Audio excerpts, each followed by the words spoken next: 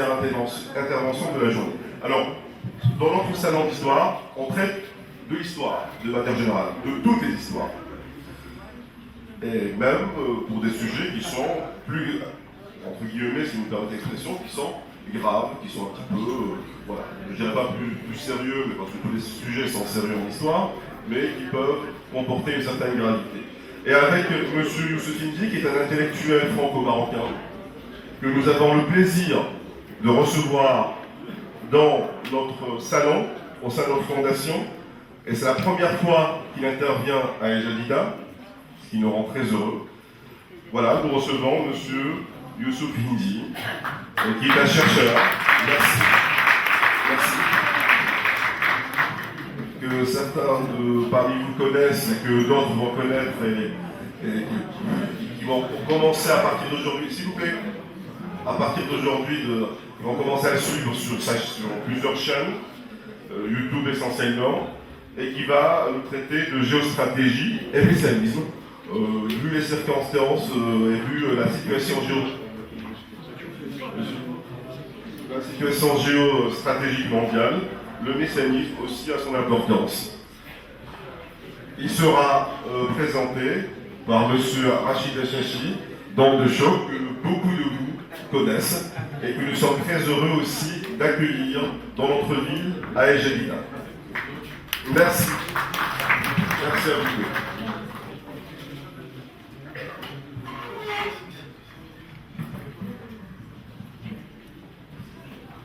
Et les auteurs, profitez de cela et demandez des dédicaces. Et heureux d'être là parmi vous, cette magnifique initiative. Et aujourd'hui, nous avons le plaisir d'accueillir quelqu'un pour qui l'histoire, la géopolitique et la recherche profonde de la vérité est un sport de combat. Ça pas au sens du MMA, au sens d'un combat où effectivement il y a des adversités, il y a des idéologies qui s'affrontent, il y a des adversaires davantage que d'ennemis. Et la thématique Youssef Indy, on ne le présente plus, mais je vais la faire quand même, qui est un chercheur dans le domaine de l'histoire, mais l'histoire au sens très particulier du terme, c'est-à-dire l'histoire dont très peu parlent en réalité, celle des grands courants messianiques et religieux qui structurent la marche de l'histoire. Alors je n'irai pas jusqu'à dire que Youssef Indy est hegelien, mais il a quelques aspects hegeliens effectivement. Pour lui, des idées, notamment religieuses et des croyances, dirigent le monde et structurent la marche du monde. Et en l'occurrence, il y a la question centrale du messianisme, alors du messianisme juif en particulier, mais également du protestantisme qui est porteur également d'un certain messianisme, et que les géopolitologues ont souvent tendance à mettre de côté au nom de la rationalité, du réalisme avec des codes réalistes. On n'étudie que les facteurs de puissance, que les rapports de force factuels, et que tout ce qui est religieux est à la limite une grille de lecture ostentatoire que l'on ajoute uniquement pour édulcorer notre lecture à la fin. Or, Youssef Indy nous démontre, il va démontrer aujourd'hui, qu'au contraire, bien au contraire, et aujourd'hui plus que jamais, un géopolitologue ou un géostratège qui ne maîtrise pas les questions relatives au messianisme, je rappelle en l'occurrence juif, c'est quelqu'un qui en réalité passe à côté de l'essentiel et devient de fait incapable de toute lecture prospective et même de toute lecture de décryptage de ce qui se passe actuellement, autant au Proche et au Moyen-Orient qu'à l'échelle mondiale. Et donc je cède volontiers avec joie la parole à Youssef Indy pour nous apporter ces différents éclairages. Je vous demande tout d'abord de l'applaudir, chaleureusement.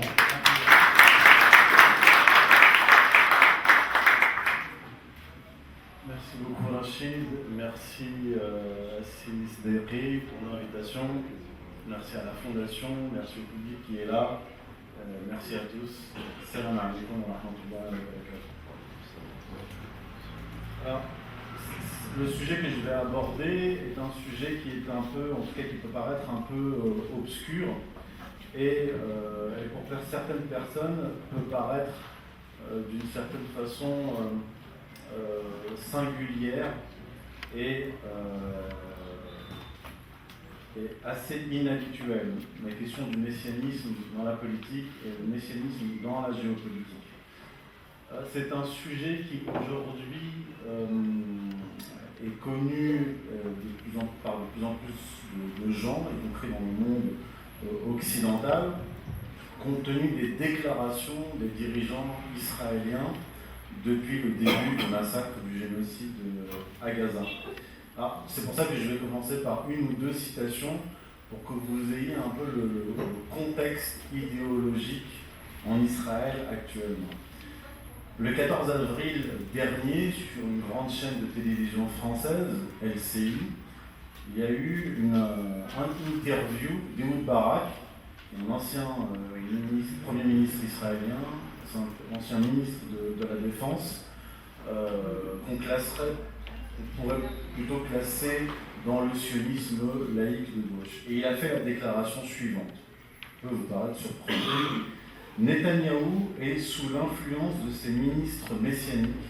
Il est une sorte d'esclave de ses ministres esclavagistes. Ils ont une influence énorme sur lui. Il ne devrait pas l'avoir et on le force à faire un choix binaire.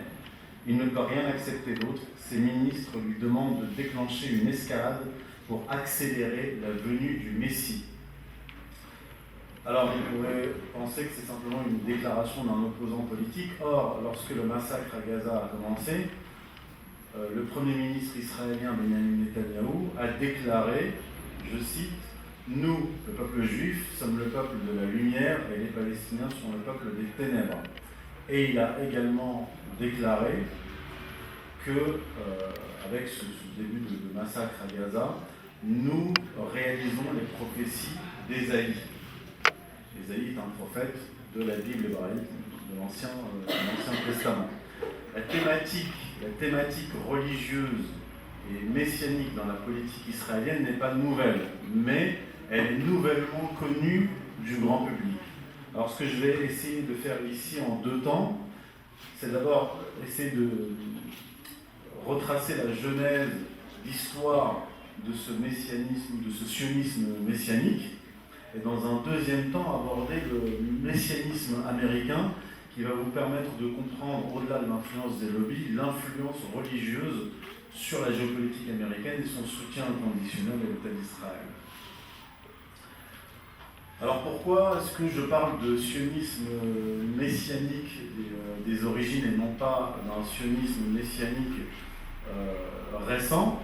Parce que dans mes travaux, j'ai découvert, et je pense avoir mis en évidence, mon premier livre paru en 2015 sur les origines messianiques du sionisme, que l'idée même de rapatrier le peuple juif en Terre Sainte, d'abord n'est pas née à la fin du XIXe siècle dans les milieux juifs athées, je parle là de Théodore Herzl et de l'Organisation sioniste mondiale, mais dans les milieux juifs mystiques au Moyen-Âge, à l'époque médiévale. Ce qu'il faut savoir, là c'est très important de l'avoir à l'esprit, c'est que dans la tradition juive, le retour en Terre Sainte est interdit par la halacha, c'est-à-dire la loi juive, interdit par le Talmud de Babylone plus précisément.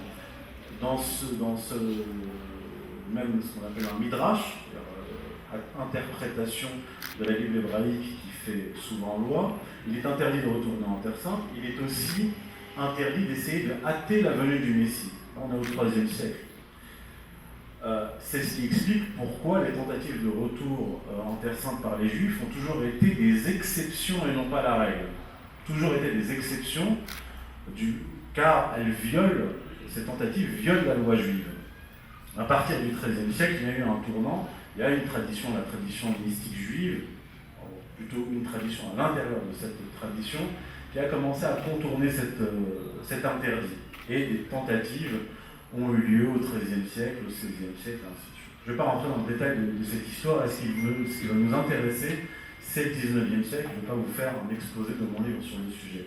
Au XIXe siècle, il y a un tournant majeur. C'est que ce sionisme messianique juif va d'une certaine façon passer le relais au milieu juif, laïque, athée, et qui va donner naissance au sionisme politique tel qu'on le connaît, on l'a connu avec Théodore Herzl. Et ce passage de relais s'est fait très précisément par deux personnages importants. Le rabbin Kalischer, qui était un rabbin messianiste et qui considérait qu'il fallait que le peuple juif retourne en Terre Sainte pour accélérer la rédemption, et donc le temps messianique et donc l'arrivée du Messie. Il proposait de coloniser la Palestine. On est au milieu du 19e siècle, hein. On est dans les années 1860, dans son livre 1862. Il propose de coloniser, de créer des communautés agricoles et même d'urbaniser la Palestine. Cette idée-là va être reprise par un personnage très important dans l'histoire du socialisme qui est Moses Hess. Moses Hess était un philosophe juif allemand, laïque, athée, proche de Karl Marx et de Friedrich Engels. Et il va reprendre l'idée de Kalischer et il va créer une association en Allemagne, le pendant allemand de les Amants de Sion, organisation qui est née en Russie, qui avait pour but de coloniser la Palestine, ce qui va donner en fait la création de premières communautés juives, pas de première communauté juive, première colonie juive en Palestine dans les années 1870. Et donc dès le départ, vous avez cette ambiguïté, c'est-à-dire un messianisme religieux qui est né en fait à l'époque médiévale et qui se prolonge avec Kalischer, puis le premier grand rabbin de la Palestine mandataire, Abraham Cohen Kook, qui est le père du courant national religieux, qui est minoritaire à cette époque-là. Il est minoritaire au début du XXe siècle et dans les débuts du foyer national juif. Le courant qui est majoritaire, c'est le courant socialiste sioniste, avec le parti Mapai de Ben Gourion. Mais dès le départ, ce qu'il faut garder à l'esprit, c'est que ce sionisme laïque va s'enraciner dans la tradition juive religieuse, il va s'enraciner dans la Bible hébraïque, même si ces dirigeants, Theodor Herzl, Ben Gourion, Jabotinsky et d'autres, ne sont pas croyants. Parce qu'ils ne peuvent pas légitimer la création du foyer national juif, la création de l'État d'Israël, sur le droit international. Car rien dans le droit international ne pouvait justifier cette création. Je ne rentre pas ici dans le détail. Par contre, ce qu'ils vont utiliser, on peut parler donc d'un messianisme laïque. Et le mouvement religieux va monter en puissance progressivement à partir de la guerre de 67, et parce que dès les années 40, et plus précisément en 1945, il y a une alliance entre les nationales religieux, donc, les proches du rabbin Kook, le fils du rabbin Kook d'ailleurs qui va prendre son relais, et d'autres rabbins qui sont dans cette tradition-là messianique, affichés, avoués, et donc, eux ils vont s'allier aux sionistes révisionnistes, qui sont en fait l'aile extrême droite du sionisme à partir des années 40. Et cette alliance va se renforcer, ils vont s'alimenter l'un l'autre, ils vont se légitimer l'un l'autre. Et à partir de 1967, vous allez avoir, notamment après la guerre des 6 jours, avec la conquête de Jérusalem, de la Cisjordanie que eux appellent la Judée-Samarie, y compris les juifs sionistes athées, donc ils vont donner des noms religieux à des territoires qu'ils viennent de conquérir. Et cette conquête va s'accompagner de la volonté de plus en plus accentuée de prendre le contrôle de Haram al-Sharif, ce qu'ils appellent le mont du temple. Et les menaces concernant la mosquée, les lieux saints, les musulmans que en fait, les juifs sionistes veulent contrôler, récupérer pour construire le troisième temple, commencent en 1928. 1928 puis 1929, ce qui va donner lieu à la révolte palestinienne de 1929. En 1937, la commission Peel, du compte Peel, ordonné par le gouvernement britannique, fait état justement des menaces des juifs sionistes sur la mosquée d'Al-Aqsa. Donc ce sont des velléités qui sont très anciennes, c'est pas quelque chose de nouveau. Simplement avec la guerre de 67, la dimension religieuse du sionisme va prendre de plus en plus de place.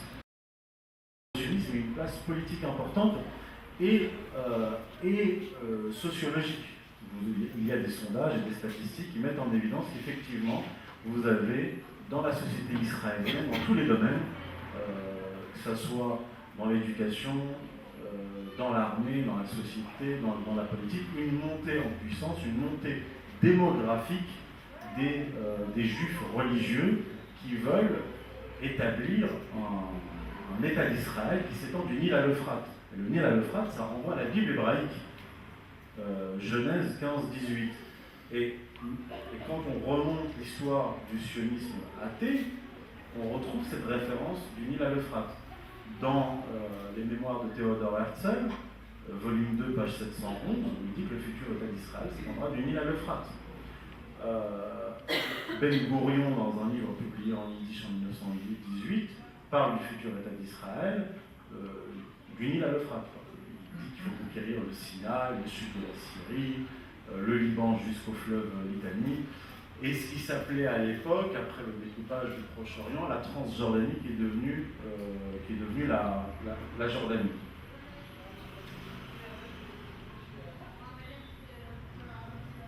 Et donc cette montée en puissance va se traduire par la volonté, par exemple en 1967, par le général aumônier de l'armée israélienne, la volonté, le projet de détruire purement et simplement la mosquée d'Al-Aqsa pour reconstruire le temple. Donc, et c'est à l'époque le ministre de la Défense et le général en poste à l'époque, Moshe Dayan, qui refuse de détruire la mosquée d'Al-Aqsa sur le temple parce que, je cite Moshe Dayan, les Juifs n'ont pas besoin d'un nouveau Vatican. Mais en 69, par exemple, vous avez un Juif extrémiste d'origine australienne, alors en fonction des sources, on dit qu'il est évangélique, et selon d'autres sources, on dit qu'il est juif, qui a voulu faire un attentat à la mosquée Al-Aqsa. En 1984, vous avez encore une tentative d'un groupe sioniste radical de dynamiter la mosquée d'Al-Aqsa. Et c'était en fait un groupe qui était chapeauté par la Ligue de défense juive, créé par le rabbin Meir Kahane. Ça a échoué et en 1987, des rabbins ont créé l'Institut pour la reconstruction du Temple, qui est un institut basé à Jérusalem et qui aujourd'hui a dans le gouvernement israélien des représentants. Par exemple, Ben Gvir est un proche des rabbins de l'Institut pour la reconstruction du Troisième Temple. Ces gens-là ont créé également, le mouvement sioniste religieux, ont créé en 2004 le nouveau Sanhédrin qui avait été dissous en 429 après Jésus-Christ. Ils fondent ce Sanhédrin et parmi les objectifs fixés par ce nouveau Sanhédrin en Israël, fixé en 2005, il y a la localisation sur ce qu'ils appellent le mont du Temple, le Haram Sharif, la localisation de l'autel du Temple, et la restauration de la monarchie davidique.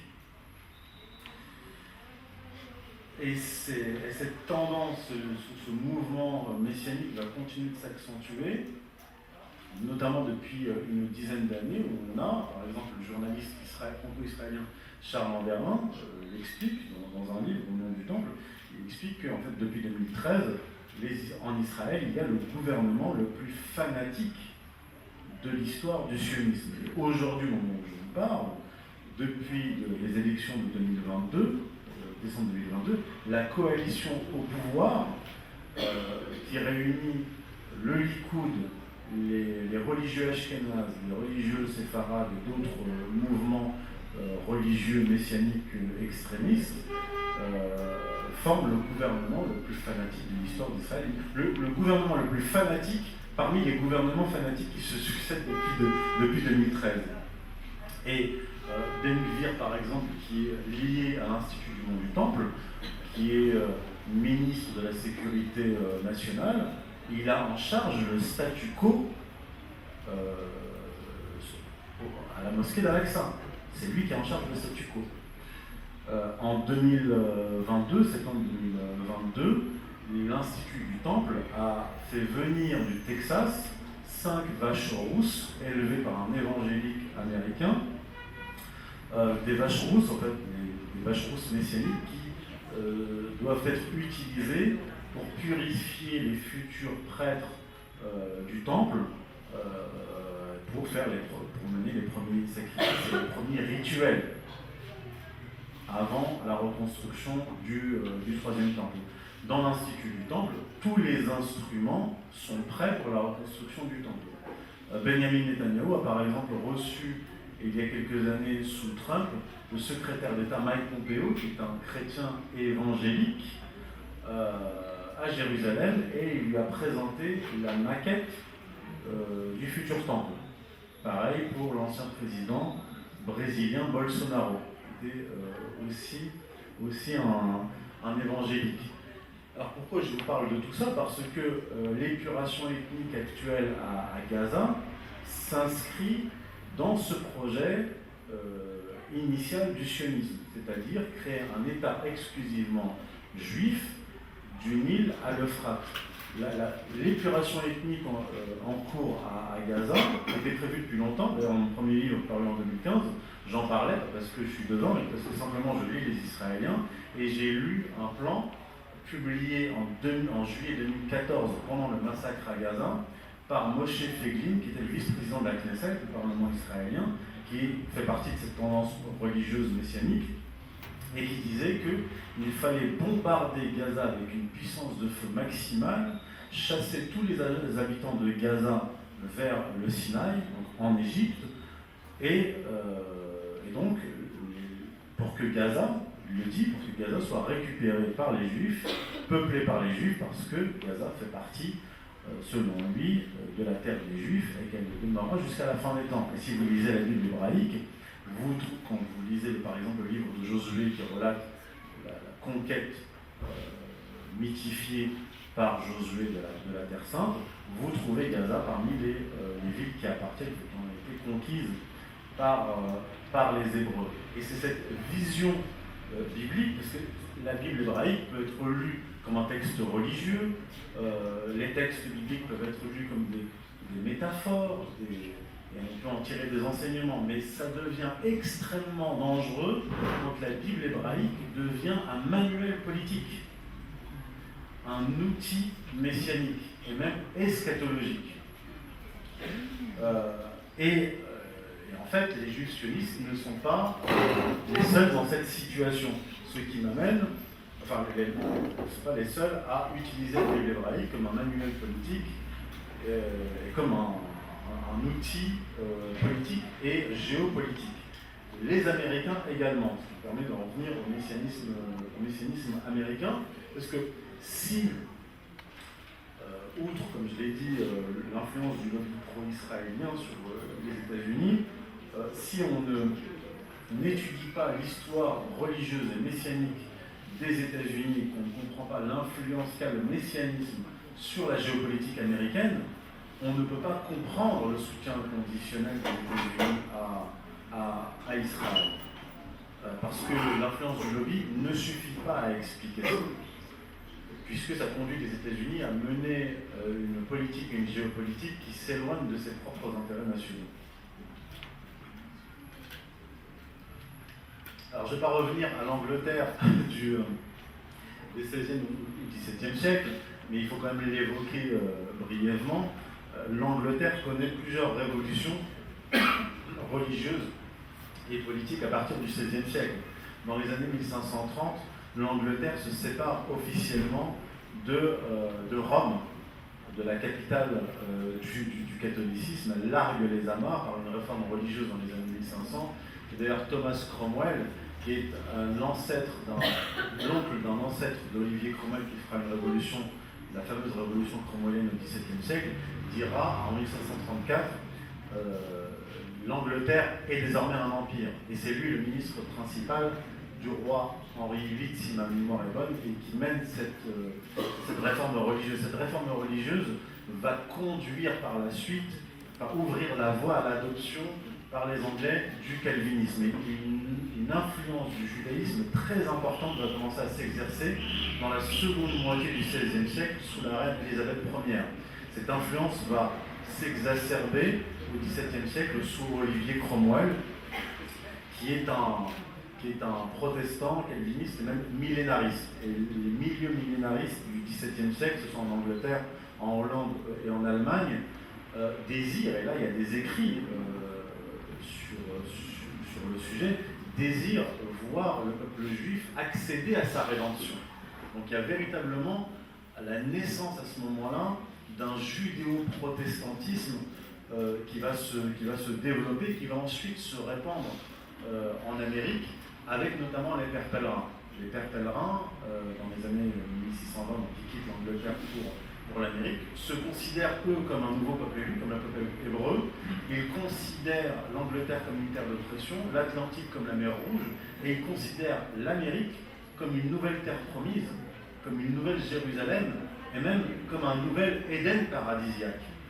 Et ça va avoir une implication très importante dans la géopolitique américaine par la suite. Évidemment, les Américains, les pères pèlerins, les anglo-saxons, qui vont conquérir l'Amérique, veulent jusqu'à, je reste schématique, hein, parce qu'il faut quand même avancer dans le développement, jusqu'à la fin du XIXe siècle, veulent rester séparés de l'Europe, des affaires européennes. Ils ne veulent pas se mêler des affaires européennes et ils ne veulent pas que les Européens se mêlent de leurs affaires. Et en fait, il y a une dimension religieuse et politique à cette vision-là. La vision religieuse qui va se développer avec le concept de destinée manifeste dans les années 1840. La destinée manifeste, c'est la destinée des anglo-saxons de l'Est de conquérir l'ouest de l'Amérique. Et cette destinée manifeste n'est à ce moment-là pas messianique, elle n'est pas hégémonique. Elle considère strictement l'Amérique et l'Amérique du Nord. C'est le pendant religieux de la doctrine Monroe développée dans les années 1820 par le président Monroe. C'est-à-dire, nous avons une destinée, cette destinée concerne l'Amérique et l'Amérique seule, et ça va être développé 20 ans plus tard, et ce concept politique va déboucher par la suite sur le concept d'hémisphère occidental, c'est-à-dire la sphère d'influence et la chasse gardée des États-Unis que sont l'Amérique du Nord et l'Amérique du Sud. Cette destinée manifeste et cet hémisphère occidental va rester dans sa dimension américano-américaine jusqu'à la fin du XIXe siècle. À la fin du XIXe siècle, il y a un basculement. Parce que jusque-là, disons que cette idée que l'Amérique était une terre pure, une nouvelle terre sainte et un Éden paradisiaque conduisait les Américains à se dire bon, nous avons quitté la terre impure, disons, le vieux monde européen, et nous devons préserver notre terre, notre nouvelle terre sainte, de l'impureté de l'ancien monde, disons, je schématise. Mais à la fin du XIXe siècle, il va y avoir une volonté de se réunir avec l'Angleterre, la Grande-Bretagne, devenir une puissance thalassocratique, et cela va s'accompagner avec une idéologie messianiste qui consiste plus là à se préserver du monde ancien, mais plutôt à aller sauver le monde ancien.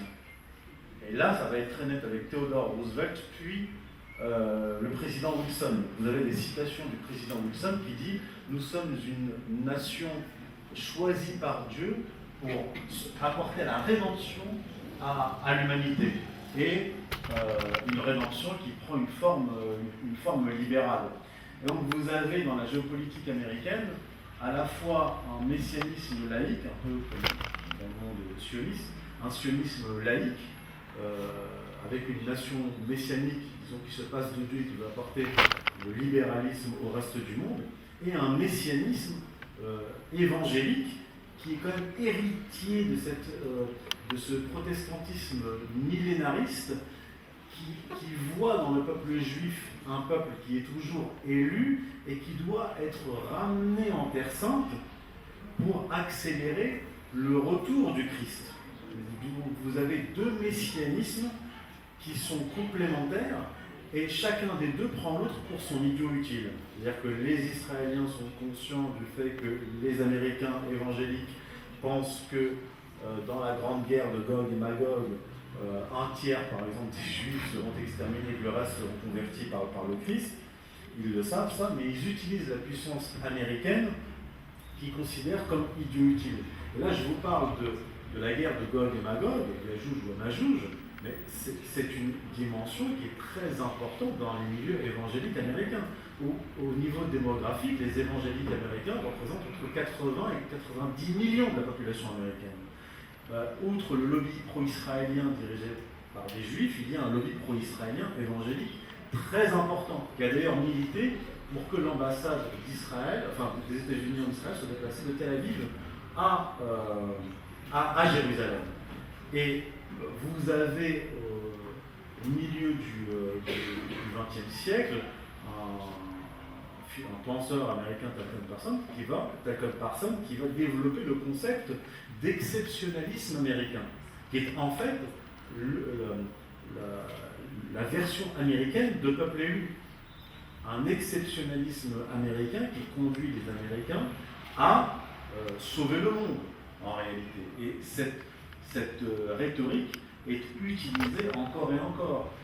On va la retrouver chez le président Reagan, qui considère que l'arme atomique et la confrontation entre les États-Unis et l'URSS précèdent la grande guerre de Gog et Magog.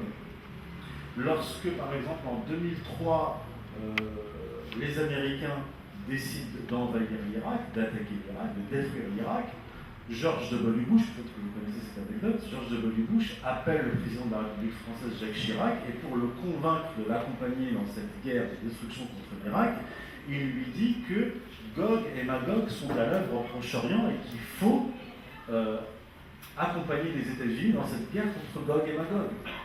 Et en fait, c'est la récupération du côté américain d'une eschatologie juive, parce que Gog et Magog, la guerre de Gog et Magog est centrale dans l'eschatologie juive, et d'ailleurs, selon un certain nombre de rabbins importants de la tradition juive, Gog, c'est la Russie. À l'époque de l'URSS, c'était l'URSS selon eux.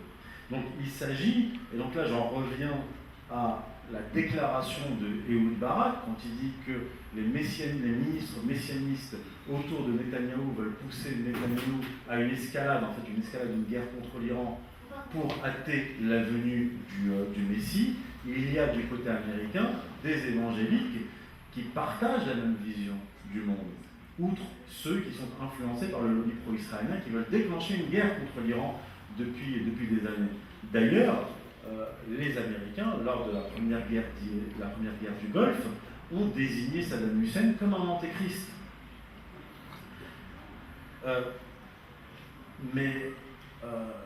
Effectivement, aujourd'hui, dans le gouvernement Biden, il n'y a pas d'évangélique. Il y en avait sous Trump, Mike Pompeo, j'en ai parlé, mais aussi le vice-président des États-Unis, Mike Pence. Mais il y a, comme je l'ai dit, dans la géopolitique américaine, une dimension messianique laïque qui considère que la nation américaine est une nation spéciale et que les guerres successives menées par les Américains ont pour objectif d'apporter la liberté, le libéralisme et la démocratie. Mais c'est une version laïque d'un messianisme qui est extrêmement dangereux et qui pousse les États-Unis à mener des guerres successives qui sont, d'un certain point de vue, irrationnelles. Et on peut même aller plus loin en disant que la disparition du religieux dans certaines tendances américaines, une tendance très, très importante, va aggraver la dimension messianique. Parce que le messianisme, comme un certain nombre d'idées religieuses, va se laïciser. Et donc, la conception messianique américaine va avoir une dimension plus grave encore d'un certain point de vue, parce qu'il se passe même de Dieu. Ils deviennent eux-mêmes une divinité. Une divinité qui est jugée partie. On l'a vu avec le discours sur l'axe du mal. Or, l'axe du mal, le discours sur l'axe du mal et l'axe du bien, renvoie à un discours qui est religieux. C'était à l'époque médiévale, lorsque l'Église disait quand une guerre était juste ou injuste. Et d'une certaine façon, l'ONU a pris la place de l'Église, et les États-Unis ont pris la place de l'Église avec une dimension plus grave encore, puisqu'il se passe de Dieu, et donc de la loi divine et de la loi naturelle. Et dans un contexte d'effondrement religieux, on peut dire que la géopolitique américaine messianique a une dimension nihiliste qui est la conséquence de ce vide religieux, de la chute du religieux, et donc de la loi naturelle. On peut dire qu'on est passé d'un discours religieux sur le bien et le mal à un discours propagandiste diffusant le LGBTisme. On l'a vu avec l'administration Biden. Chez Trump, on a eu des personnages qui avaient un discours clairement évangélique, millénariste, puis Biden arrive au pouvoir, et immédiatement, on a à peu près le même discours, sauf que ce n'est plus le christianisme évangélique, c'est le LGBTisme, avec la propagande LGBTiste. Donc, pour conclure, on peut dire nous ne sommes pas face qu'à des messianismes. J'ai insisté là-dessus parce que c'est une dimension qui est peu connue et qu'on traite peu. Mais on peut dire que les différents messianismes que j'ai abordés, laïque, nihiliste, messianiste juif, messianiste évangélique, ont pour point commun le catastrophisme. Puisque si on mène une politique pour hâter la venue, le retour du Christ ou l'arrivée du Messie, du Mashiach du point de vue juif, cela signifie, et c'est écrit très clairement, cela signifie qu'on n'attend plus seulement les catastrophes qui sont annoncées par les textes prophétiques, mais on doit faire advenir les catastrophes pour accélérer la rédemption, y compris la guerre de Gog et Magog. Et donc je conclurai là-dessus, les géopolitologues, les philosophes et les analystes politiques doivent absolument intégrer dans leur analyse cette dimension qui est irrationnelle. On peut être rationnel, on peut même être non-croyant si l'on veut, mais même si on est non-croyant, même si on est athée, on doit admettre qu'il y a dans la géopolitique israélo-américaine actuellement une dimension religieuse, qu'elle soit évangélique, juive ou nihiliste. Je vous remercie.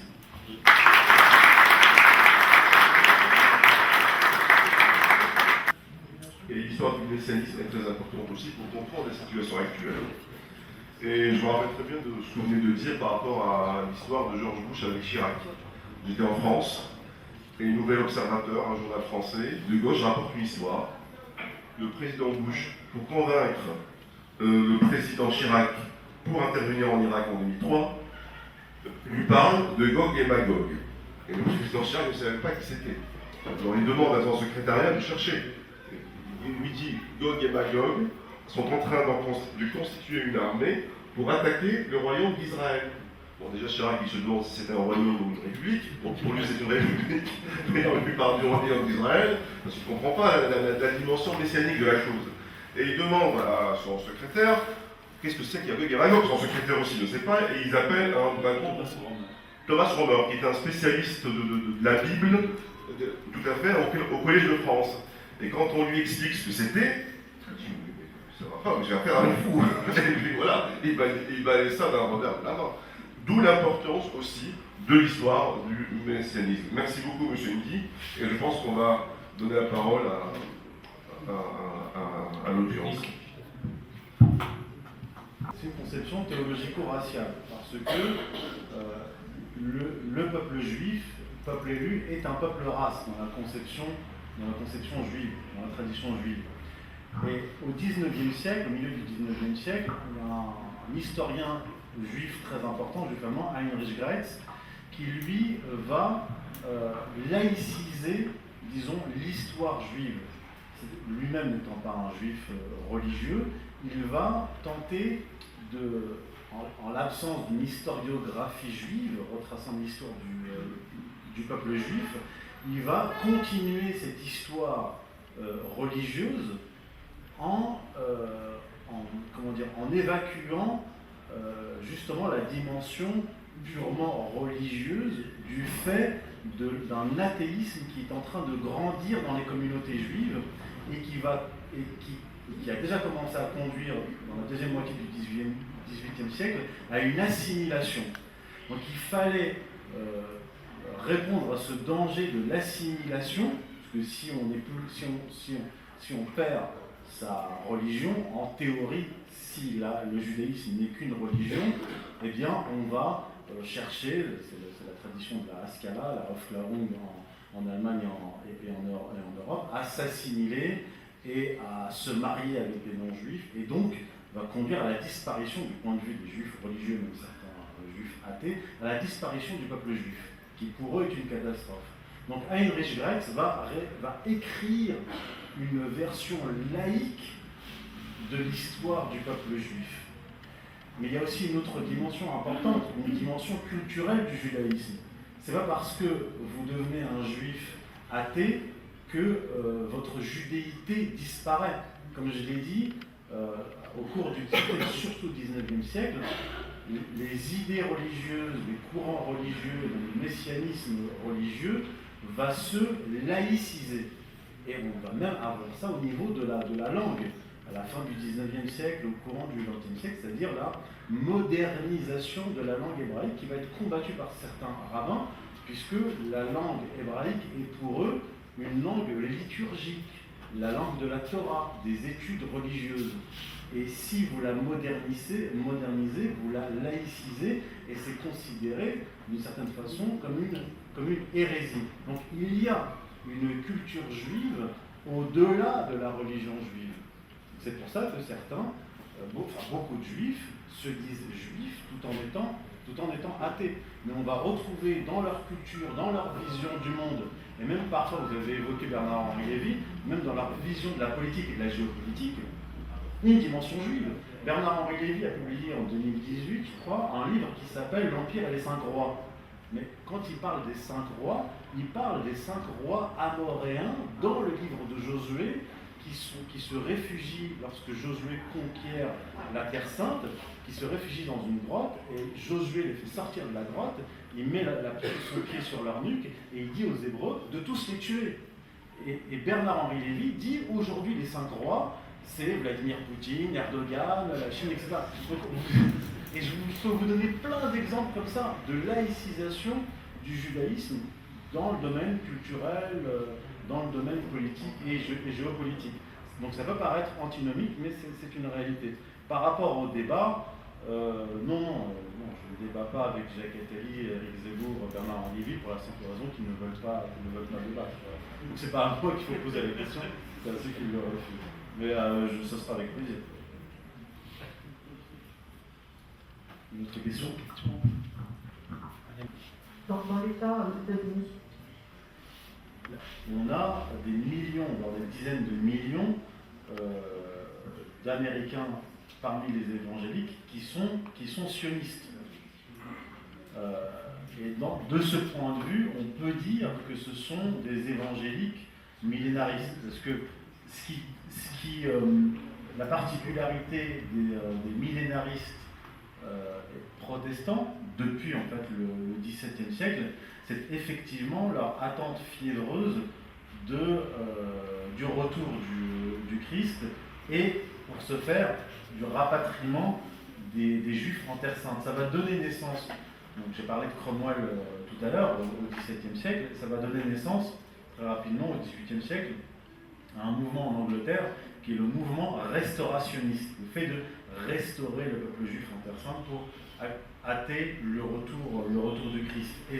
Donc là, ça me permet de développer un aspect que je n'ai pas développé durant mon intervention, c'est que vous allez avoir une persistance de ce mouvement jusqu'à la création du foyer national juif. Par exemple, Balfour, le ministre britannique, était un chrétien protestant, croyant, qui s'inscrivait dans cette tradition-là, la volonté de rapatrier le juif en Terre Sainte pour accélérer le retour du Christ, jusqu'à une période récente. Et effectivement, aux États-Unis, on a une masse démographique d'évangélistes millénaristes. Vous savez, par exemple, ils croient, les évangéliques millénaristes et accessoirement sionistes, ils croient dans la rapture. La rapture, en fait, c'est un événement particulier, c'est durant la grande guerre apocalyptique d'Armageddon. Ils pensent, ces gens-là, que les élus parmi eux seront sauvés, c'est la rapture, parce que durant cette guerre catastrophique, ils seront élevés dans les cieux, ils verront d'une certaine façon cette grande catastrophe, cette grande guerre apocalyptique vue d'un balcon. Voilà. Et que quand cette guerre sera terminée, ils redescendront sur Terre. Ça peut paraître effectivement totalement irrationnel et dingue, mais ça existe. Je voulais dire, au sein des élites, je ne sais pas, au Sénat, toutes les élites politiques, c'est une voix qui est surreprésentée. Je ne dirais pas surreprésentée, mais elle est représentée. J'ai parlé tout à l'heure de Mike Pence et de Mike Pompeo. Il y a de nombreux hommes politiques. Alors, j'ai pas les statistiques, il faudra faire une recherche si les statistiques existent, mais c'est une force importante et on peut par contre mesurer cette force par la puissance des lobbies qu'on appelle chrétiens sionistes, qui ont des milliards, qui dépensent des milliards dans le lobbying visant les hommes politiques américains pour qu'ils accomplissent ces désirs messianiques évangéliques et juifs sionistes. L'interdit en question, je l'ai évoqué durant mon intervention, il arrive précisément au IIIe siècle et c'est le Rabbi Elbo dans le Talmud de Babylone. Pourquoi au IIIe siècle? Parce qu'au 1er et au 2e siècle, il y a eu des rébellions des Judéens contre les Romains. Ce qui a conduit en fait à chaque fois à une défaite et à une catastrophe du point de vue du judaïsme, du point de vue des Juifs. Alors, Rabbi Elbo, il écrit dans son Midrash, interprétation de la Bible, que les Juifs ne doivent pas retourner en un mur en Terre Sainte, c'est-à-dire en communauté. Interdit.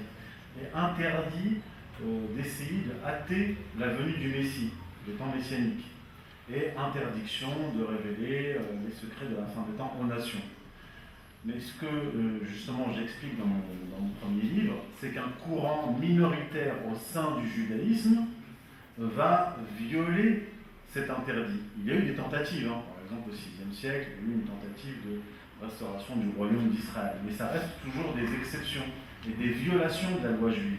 À partir du XIIIe siècle, cet interdit commence à être violé, notamment sous l'impulsion d'un grand rabbin qui s'appelle Moïse Nachmanides, surnommé le Rambam. Et je peux rentrer dans le détail, mais je ne vais pas vous assommer avec tout ça. Et il ouvre la boîte de Pandore en fait au XIIIe siècle en disant qu'on peut hâter la venue du Messie par des actes de piété, mais il dit aussi, et ça je l'ai découvert plus récemment, il dit dans un texte, dans une interprétation du Deutéronome, qu'il est permis de mener la guerre en Terre Sainte pour refonder le royaume d'Israël. Donc cette tendance-là, qui est minoritaire au sein du judaïsme, va rester minoritaire, mais très puissante au sein du judaïsme à partir du XIIIe siècle, et puis il va y avoir une aggravation au XVIe siècle. Au XVIe siècle, vous avez un rabbin qui va devenir a posteriori extrêmement important, le rabbin Isaac Luria, qui vit au XVIe siècle, 1500-1534, qui en gros conceptualise l'idée du peuple juif comme messie collectif. Il dit en substance que le peuple juif n'est pas seulement le centre de l'histoire, et il dit aussi que le peuple juif est le moteur de l'histoire, c'est-à-dire l'acteur de sa propre rédemption. Et que cette rédemption se fera par notamment le retour du peuple juif en Terre Sainte, parce que c'était selon cette conception kabbalistique, la Terre Sainte, le lieu où le flux divin existait entre le peuple juif et Dieu. Donc il s'agit de rétablir ce flux divin. Isaac Luria va devenir un rabbin extrêmement important. C'est-à-dire qu'aujourd'hui, si vous écoutez les rabbins, qu'ils soient talmudistes ou kabbalistes, peu importe, ils ont intégré le lurianisme comme faisant partie intégrante de l'orthodoxie juive. Maintenant, je vais répondre à votre question. Le sionisme est resté minoritaire dans le monde juif jusqu'à la guerre de 67. Par exemple, Theodor Herzl n'a pas pu organiser le premier congrès sioniste mondial à Munich parce que la quasi-totalité des rabbins d'Allemagne, l'association des rabbins d'Allemagne, se sont opposés à ce congrès, parce qu'ils étaient opposés au sionisme. Les rabbins étaient majoritairement opposés au sionisme, jusqu'à la guerre de 67. À partir de 67, comme je l'ai dit, vous allez avoir une montée en puissance du sionisme religieux et une conquête du sionisme au sein du judaïsme religieux. Mais ils sont devenus minoritaires, les religieux, les rabbins anti-sionistes. Mais ils existent et ils sont toujours là. Maintenant, pour répondre à la question, finalement, est-ce qu'il y avait une dimension religieuse dès le départ? Oui, comme je l'ai dit. Au départ, le sionisme est un projet qui est religieux, mais il va se laïciser au XIXe siècle, par notamment Moses Hess, qui va, d'une certaine façon, reprendre l'idée messianique sioniste chez Kalischer. Kalischer n'est pas le seul, et il va la laïciser. Et Theodor Herzl va écrire son livre Judenstaat, l'État des Juifs, 30 ans après le livre de Moses Hess, qui s'appelle Rome et Jérusalem, lui-même inspiré du livre de Kalischer. Donc au départ, c'est un mouvement religieux. D'ailleurs, le premier grand rabbin Ashkenaz de la Palestine mandataire, Abraham Cohen Cook, dont j'ai parlé, dit que le sionisme, c'est le piédestal qui mène au temps messianique. Simplement, comme je l'ai dit, le sionisme, c'est laïcisé. Et aujourd'hui, il est en train de revenir à son arché, à son essence première religieuse. D'où la montée en puissance aujourd'hui, d'où l'importance des sionistes religieux dans le gouvernement de Netanyahou. Voilà. En fait, tout dépend de notre situation. Quelle est la réponse des Palestiniens? Quelle est la réponse des pays environnants? Je pense qu'il y a cet aspect-là qu'il faut prendre en compte. Et l'autre aspect, c'est, tu as parlé du droit international et du messianisme. Moi, je suis pas juriste, mais j'ai quand même suffisamment travaillé sur la question de l'histoire du développement du sionisme, du foyer national juif, et de l'absence de justification ou de légitimité plutôt du point de vue du droit depuis la création du foyer national juif. Tu as parlé du droit, parlons du droit. C'est-à-dire que quand on a un débat avec des sionistes, ou quand au-delà du débat, quand on manifeste ou quand on s'oppose au sionisme, on doit être extrêmement clair dans chacun des aspects du sionisme. Leur dire, est-ce que l'État d'Israël, le foyer national juif, est légitime du point de vue du droit? Si vous nous dites que oui, démontrez-le, parce que nous, on a des arguments qui mettent en évidence, qui prouvent qu'il n'y a pas de légitimité du point de vue du droit. Si on remonte à l'origine, c'est-à-dire la déclaration Balfour, les Britanniques n'avaient aucun droit sur la terre de Palestine. Ils n'avaient pas le droit, du point de vue du droit international, de donner cette terre à des immigrés juifs européens. La création de l'État d'Israël en 1948 est illégale, puisque déjà le partage du 29 novembre 1947 était illégale. Elle s'est faite dans le dos des Palestiniens et contre les Palestiniens. Donc, je pense qu'on a tous les outils et tous les arguments dans le domaine du droit international pour les contredire. Maintenant, sur la question du sionisme et de sa justification, en réalité, quand on arrive de débattre avec des juifs sionistes, et quand des juifs sionistes athées qui me répondent que Israël est légitime parce que les juifs étaient là il y a 2000 ans. Et en fait, leur preuve, enfin leur cadastre, leur document de propriété, c'est la Bible hébraïque. Donc si vous nous dites que la justification c'est la Bible hébraïque, eh bien, allons sur ce terrain-là, et là on en vient à la tradition antisioniste juive. Moi j'ai eu des débats là-dessus avec par contre des juifs religieux, et je leur démontrais par A plus B que dans la tradition juive, et ça c'est le travail excellent de Yaakov Rabkin, qui est un juif religieux, antisioniste, et qui a écrit un livre, d'ailleurs il y a une édition marocaine, les éditions Montarik, au nom de la Torah, une histoire de l'antisionisme juif. Et lui il apporte tous les arguments religieux qui prouvent que le sionisme est antithétique de la religion juive. Et moi je le dis depuis le départ, je dis que le sionisme c'est le résultat, il a été engendré par un mouvement hérétique dans le judaïsme. D'ailleurs, durant mon intervention, j'ai bien dit que ça découlait de la tradition kabbalistique, mais une des traditions de la Kabbale. Parce que la Kabbale, c'est extrêmement large. il y a une cosmogonie, une cosmologie, une angéologie, une démonologie, etc. Le sionisme kabbalistique, c'est une branche, enfin, c'est un aspect très très minime, minoritaire dans la Kabbale. Mais plus que cela, pourquoi moi je parle du messianisme? Parce que le messianisme est un courant qui est extrêmement dangereux. C'est Gershom Scholem, le plus grand historien du judaïsme, qui disait chaque fois qu'on intègre du messianisme dans le politique, cela nous mène à la catastrophe. Et je parle de ce sujet-là comme un peu pour l'exorciser, parce que moi, le problème que j'ai eu avec les mouvements antisionistes, c'est qu'ils refusaient mes arguments. Parce que tu m'as dit, oui, ceux qui étudient le sujet le savent. Bon, il y a déjà assez peu de gens qui travaillent sur cette dimension messianique du sionisme, très très peu de gens. Et même quelqu'un comme Gershom Scholem, il niait, lui il était sioniste, mais il niait la dimension messianique du sionisme. Il était dans le déni. Et quand on parle avec des antisionistes, qui sont même souvent des antisionistes juifs, ils refusent d'accepter cette dimension messianique. Et si tu refuses une dimension du problème, bah, quelque part tu t'empêches de régler le problème.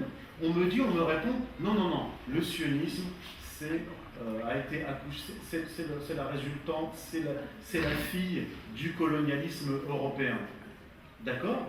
Vous nous avez tenu ce discours-là pendant des années, et maintenant que Netanyahou nous dit nous réalisons les prophéties d'Ésaïe, on a un institut de la reconstruction du temple, on a une violation quasiment maintenant chaque ramadan de la mosquée d'Al-Aqsa, de l'esplanade par des juifs religieux qui veulent détruire la mosquée pour reconstruire le temple.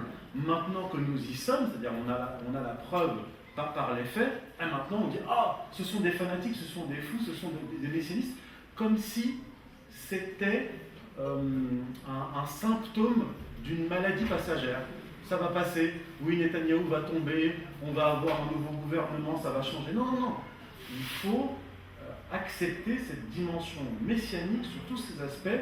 Laïque, quand je dis laïque, c'est pour aller vite, tu m'as compris, parce il y a un mouvement de sécularisation qui peut mener à une laïcisation des idées religieuses, et donc tu peux l'appeler comme tu veux, c'est un sionisme athée. Mais en tout cas, le résultat est là. C'est si tu me parles de réponse, mais si on a le mauvais diagnostic, on n'aura pas le bon remède. Et moi, ce que j'essaye de faire modestement à mon petit niveau, parce que j'ai qu'un cerveau, c'est d'abord de mettre en évidence, de travailler sur cette dimension-là et dire attention, c'est une dimension qui est extrêmement importante dans la politique israélienne, dans la géopolitique américaine et même dans la géopolitique israélienne, qui nous parle de Amalek. Ils nous disent qu'il faut détruire l'Irak, il faut détruire l'Iran parce que c'est Amalek. Benjamin Netanyahou va chez Poutine en 2018 et dit il faut chasser l'Iran de Syrie parce que les Perses vont essayer de nous faire, à nous les Juifs, ce qu'ils ont essayé de nous faire dans le livre d'Esther, dans la Bible hébraïque. Donc cette dimension-là, maintenant en fait, elle nous explose au visage, et on se dit à quoi on a affaire? Ce à quoi on a affaire, c'est ce que j'analyse depuis des années, et je pense qu'il y a suffisamment de cerveau, d'intelligence pour apporter des réponses collectivement en utilisant modestement une partie de ce travail analytique qui est le mien. Mais je pense qu'on aura l'occasion d'en discuter avec cette occasion. Cette intervention de très très bonne qualité et merci de cet échange aussi avec M. Ramadan qui est maintenant acté dans notre ville. Et puis je tiens à remercier avant de clôturer cette journée tous les intervenants pour la qualité de leurs interventions. Je remercie M. Dr Sophie, je remercie Dr Hamza Kitani, je remercie Madame Florence Delors, je remercie Madame Professeur Nelsia Delanoué, je remercie M.